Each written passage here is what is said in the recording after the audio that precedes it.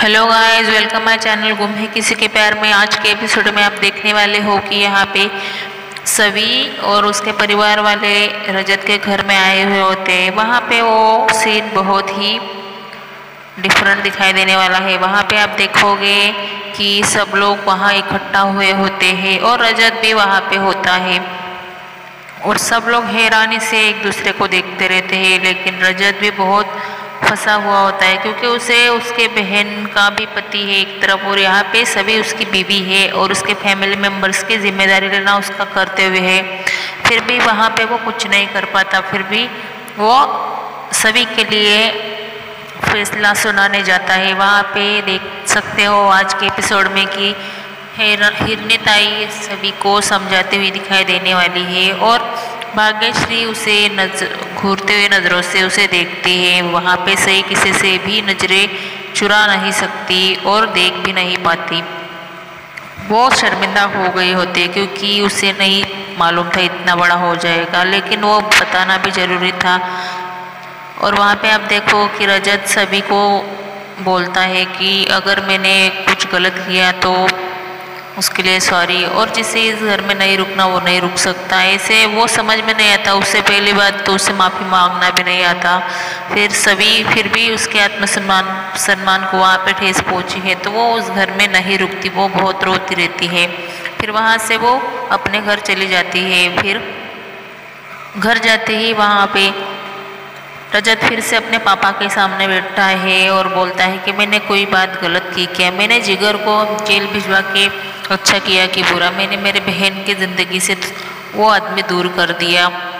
फिर भी हमारे घर में मम्मी और तारा क्यों नहीं समझ पा रही? मैं उन लोगों को कैसे समझाऊँ? यहाँ पे सभी का जीजा भी उसकी बातें सुनता है तो हैरान हो जाता है और उसके फैमिली वाले ईशा और उन लोगों को भी बोलता है कि मैंने थोड़ा लेट किया लेकिन मैंने फैसला लिया। मुझे तब ज़रूरत थी मेरी बहन को, भाई की ज़रूरत थी, इसलिए मैं चुप रहा और फैमिली की भी मेरे पे जिम्मेदारी है, सिर्फ बीवी की नहीं। इसकी वजह से मैं कुछ नहीं बोल पाया, लेकिन मुझे लगा मैं गलत हूँ तो मैंने सभी की मदद कर दी। फिर तारा अपने रूम में बहुत रोती हुई दिखाई देने वाली है। वहाँ पे जाती है भाग्यश्री मनाने के लिए, लेकिन वो उल्टा पुल्टा उसे ये सुनाते हैं कि मुझे अभी समझ में आया कि लड़की घर की पराया धन ही होती है, ना मायके की रहती है ना ससुराल की रहती है।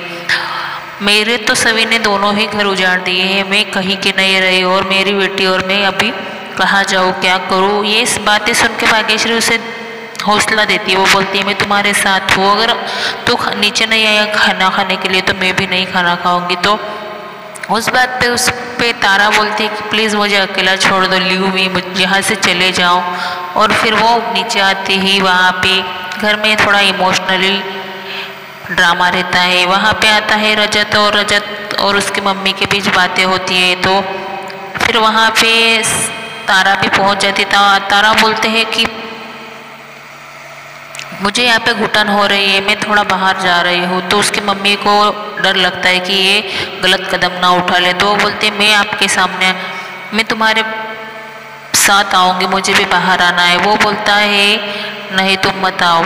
फिर रजत उसे उसके मम्मी को बोलता है कि मैंने गलत किया, क्या आप लोग क्यों नहीं समझ पा रहे हो? तो वहाँ पे भाग्यश्री बोलते मुझे नहीं पता क्या गलत क्या सही, लेकिन तुम दूसरे तरीके से भी ये हैंडल कर सकते थे, लेकिन तुमने वैसा नहीं किया। तुम्हें जो करना था तुमने वही किया, तुम्हें हीरो बनना था सभी के सामने, तुमने वही किया।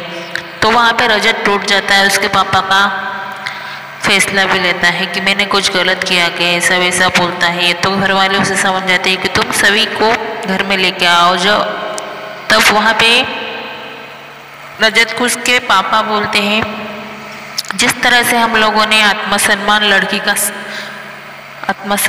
सम्मान भी तोड़ दिया, तो वहाँ पे वो नहीं आएगी। रजत तुम्हें ही खुद जाना पड़ेगा और तुम्हें उसे जताना पड़ेगा कि तुम उसके साथ हो और तुम्हारे लिए ही किया है। लेकिन वो किसी के भेजने से भी नहीं आएगी। लेकिन लकी और उसकी रजत की छोटी बहन लेने चली जाती है। फिर भी वहाँ से सभी फैसला पे डटी रहती है। वो बोलती है नहीं मैं नहीं आ सकती, सॉरी, मैं रिक्वेस्ट करती हूँ आप लोग चले जाओ।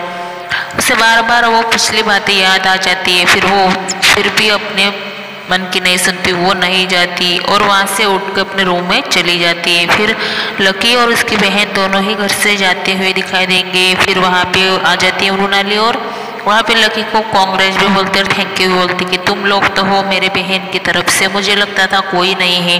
लेकिन यहाँ पे भी रजत की नई चाल चालू हो जाती है। वो बोलता है आप अब तक मैंने इससे कितनी इंप्रेशन डाले लेकिन ये नहीं इम्प्रेस हुई, इतनी सी छोटी सी बात के लिए इम्प्रेस हो गई यहाँ मैं आया तो।